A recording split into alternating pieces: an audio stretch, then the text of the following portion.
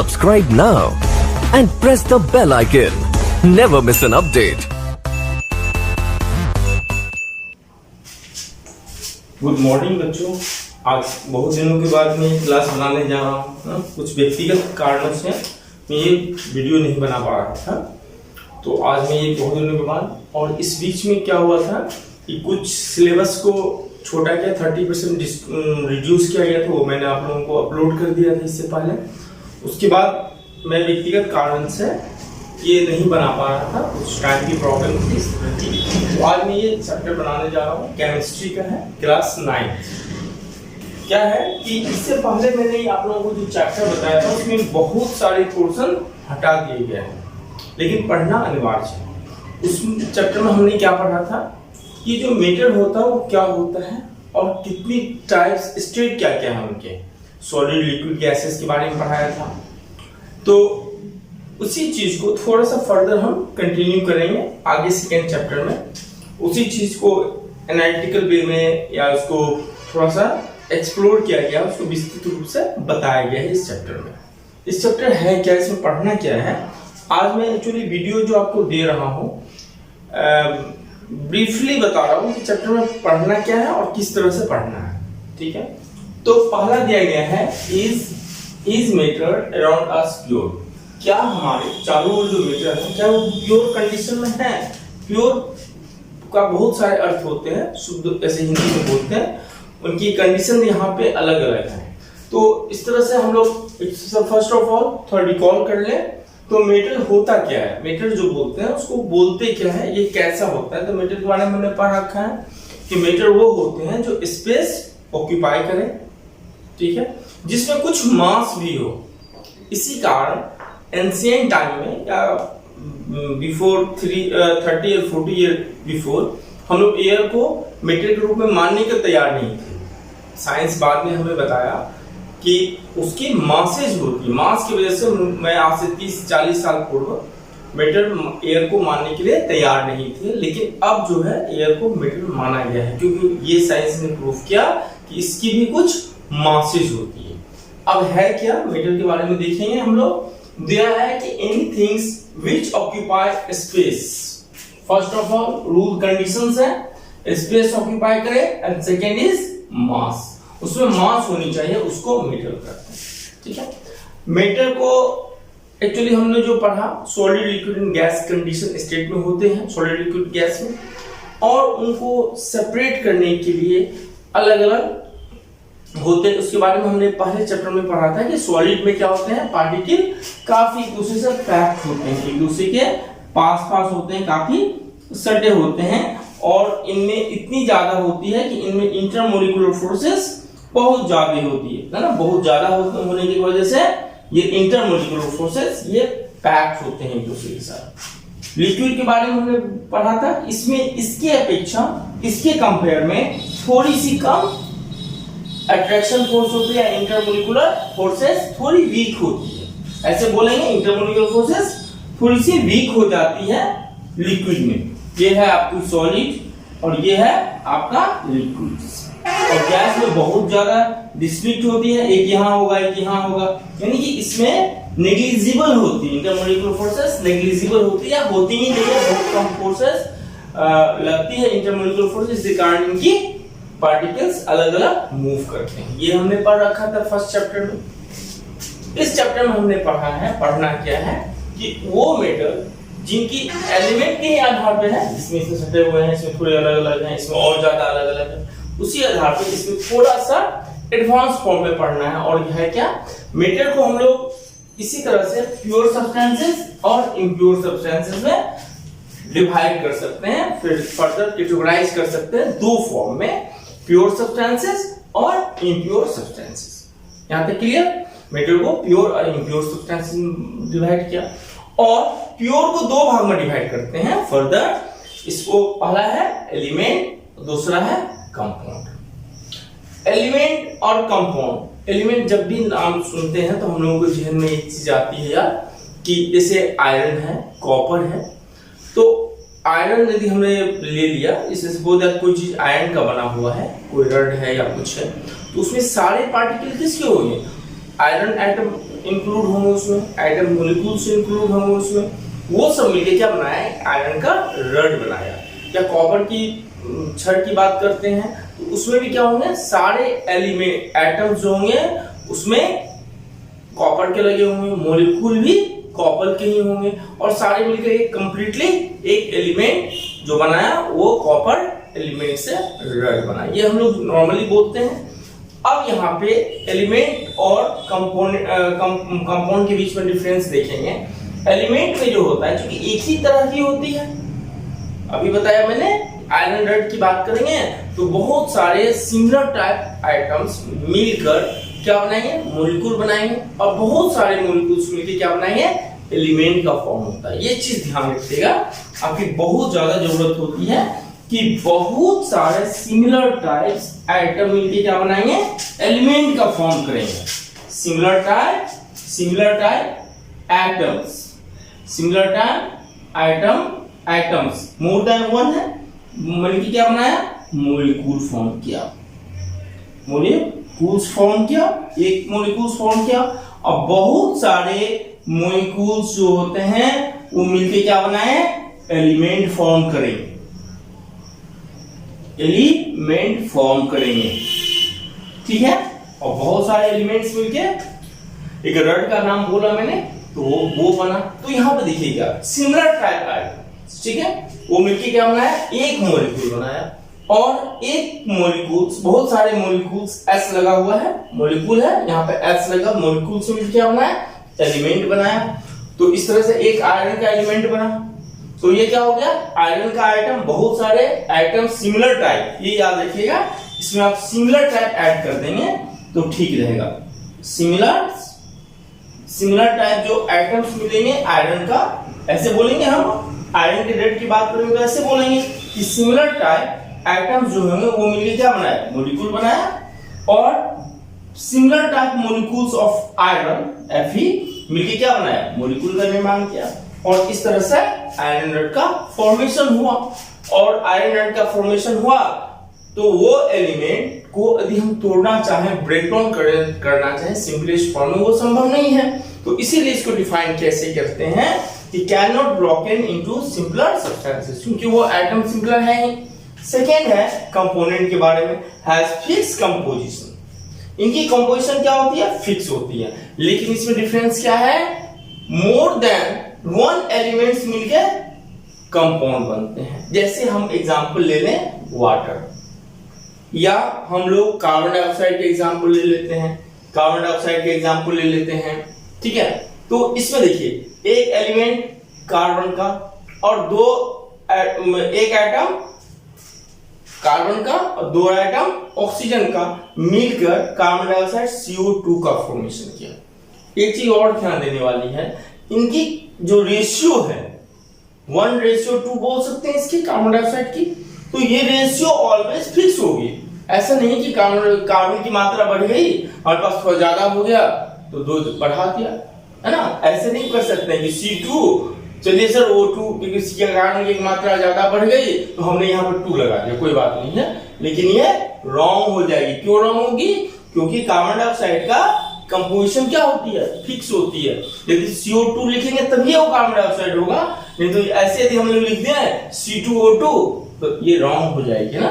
Water का भी case में वही है, हाइड्रोजन क्या हो रही है, यहाँ पे 2 है और ऑक्सीजन 1 है, तो ये भी रेशियो फिक्स है।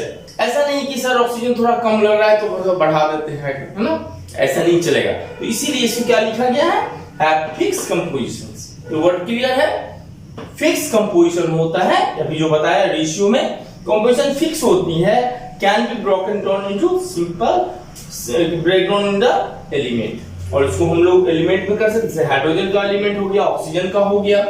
तो इस तरह से कंपाउंड हो गई, एलिमेंट हो गई। एलिमेंट में सब सिंगल, जैसे आयरन है तो आयरन का जो तोड़ेंगे तो आयरन का ही आइटम नहीं गिरेगा, तो इसलिए इसको लिखा गया है सिंपलर सब्सटेंसेस में तोड़ा नहीं जा सकता है। लेकिन कंपाउंड में क्या लिखा गया, कि कंपाउंड में लिखा गया कि इनकी जो कंपोजिशन होती है वो फिक्स होती है।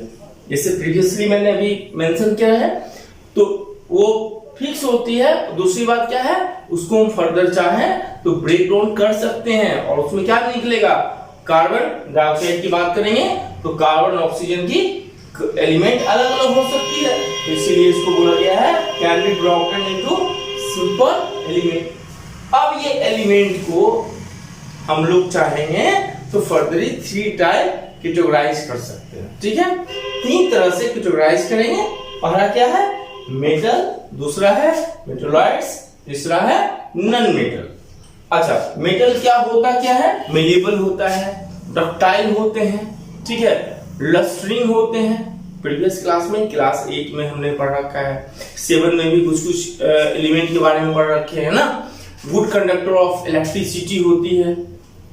तो ये मेटल की क्वालिटी होती है, इनकी चमक जो होती है ना, जैसे आयरन की चमक होगी वो अलग होगी, ठीक है, गोल्ड की चमक अलग हो जाएगी, ठीक है। और इसी तरह से हम लोग और भी चीज बता सकते हैं। डक्टाइलिटी होती है, तो डक्टाइलिटी हो गया, मेलेबिलिटी हो गया। डक्टाइलिटी क्या होता है, जैसे मैं ये बोल रहा था कि गोल्ड होता है ना, कुर्ते या साड़ी के बारे में प्रीवियस टाइम में आपने सुन रखा होगा कि उसमें कपड़े में काम होते हैं सोने की या चांदी की। तो चांदी तो ऐसे तो होंगे नहीं, तो वो वायर के फॉर्म में स्मॉल फाइन वायर के रूप में तोड़ दिए जाते हैं।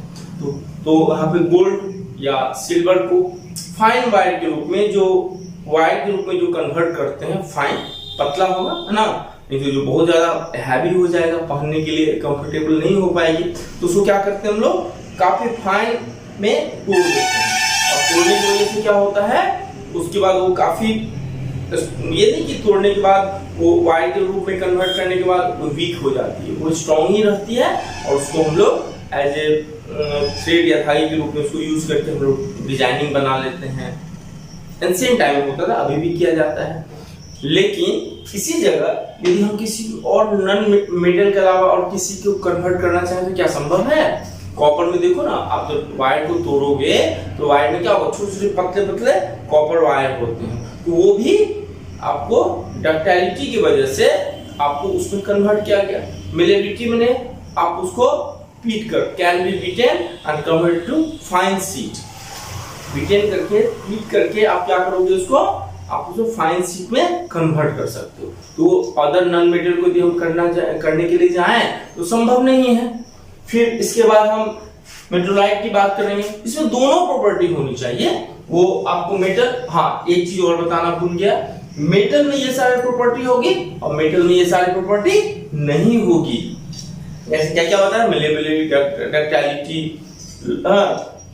लस्टिंग होता है, इसमें चमक होती है अलग टाइप से, ठीक है। Good conductor of electricity, heat का होता है ना, इसीलिए जो केतली ये सब लोग बनाते हैं ना, तो कुछ भी उसके ऊपर में क्या होता है, गर्म से रोकने के लिए या तो हम लोग कपड़े से पकड़ते हैं या उसमें क्या करते हैं, लकड़ी का या किसी का पकड़ने के वाले स्पेस को हम लोग वहां पे लकड़ी वाले डाल देते हैं, क्योंकि बैड कंडक्टर है वो लकड़ी जो होगी, बैड कंडक्टर होगी, वो गर्म नहीं हो पाती है। जबकि हम आयरन का या एल्युमिनियम का या कॉपर का कोई पॉट लेते हैं या कुछ लेते हैं, वो गर्म हो जाएगा ना, तो उस जगह कपड़े से पकड़ते हैं या लकड़ी की वो जहाँ पकड़ने वाले जगह होते हैं वहां पे बांध दिए जाते हैं, क्योंकि वो नॉन मेटल है, उसमें हीट नहीं होती है। तो ये सारे चीज नहीं होगी जिसमें वो क्या कहलाएगा, नॉन मेटल। और मेटलॉइड्स में क्या होते हैं, दोनों प्रॉपर्टी होल्ड करते हैं, ठीक है। हम इसके बाद जो क्लास होगा ना, उसमें सारे डिफिनीशन भी मैं लिखा दूंगा। आज मैं आप लोग को इसका समरी बता रहे हैं, चैप्टर में मेन चीज क्या पढ़ना है। उनके बाद कुछ टेक्निक भी है, वो टेक्निक के बारे में भी मेंशन करेंगे। अब आ जाओ इम्प्योर सब्सटेंसेस, मतलब जिसमें एक तरह का एटम, जैसे कि आयरन के लिए मेंशन किया था, प्योर सब्सटेंस में आयरन का ही बना हुआ है तो एलिमेंट कहलाया। लेकिन इसमें क्या हुआ, सिमिलर टाइप का था, दूसरा कंपाउंड था, इसमें फिक्स रेशियो था, यानी कि ये दोनों चीज में नहीं हो, ये दोनों चीज में नहीं आएगी, तो इसलिए इम्प्योर हो गया।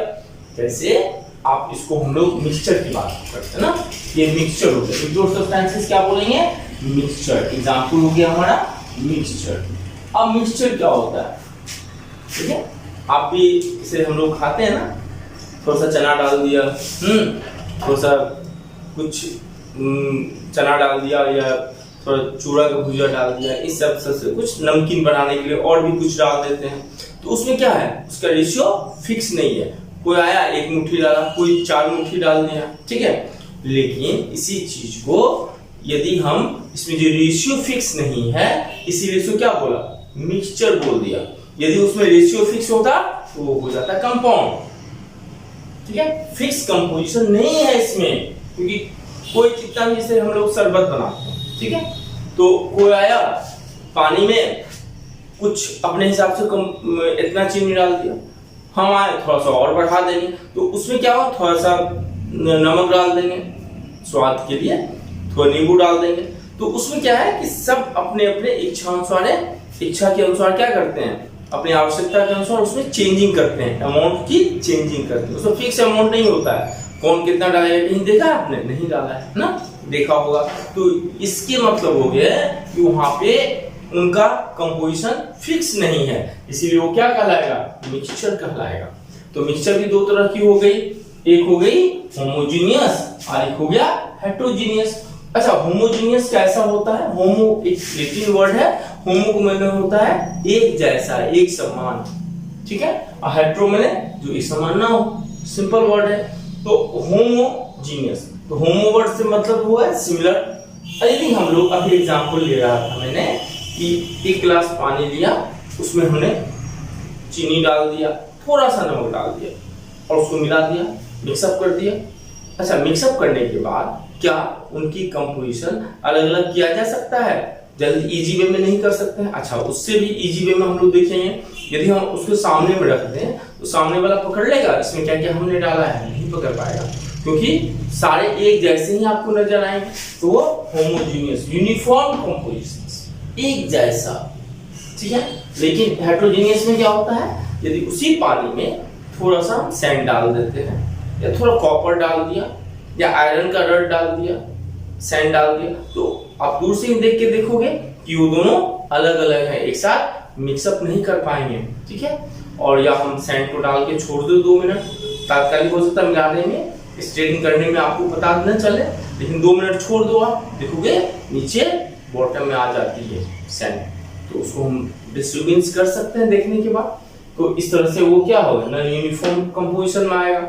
और अभी तक हम लोग इसके बारे में इतना ही देखें, और इसके बाद में भी कुछ प्रॉपर्टी होती है, ठीक है, सेपरेट करने के लिए कुछ बहुत सारे ऐसे कंपाउंड होते हैं जिसको हम अलग अलग नहीं कर पाएंगे। इस चैप्टर में हम लोग फर्दर क्या देखेंगे, एयर है ना, एयर हमारे पास, तो एयर को भी हम लोग अलग अलग करते हैं, ठीक है। उसमें नाइट्रोजन होती है, एयर में मिक्सचर हो रहा है, एयर क्या है, मिक्सचर है, ठीक है। उसमें एयर में ऑक्सीजन हो गया, नाइट्रोजन हो गया, कार्बन डाइऑक्साइड हो गया, उन सबको अलग अलग करने की प्रोसेस है।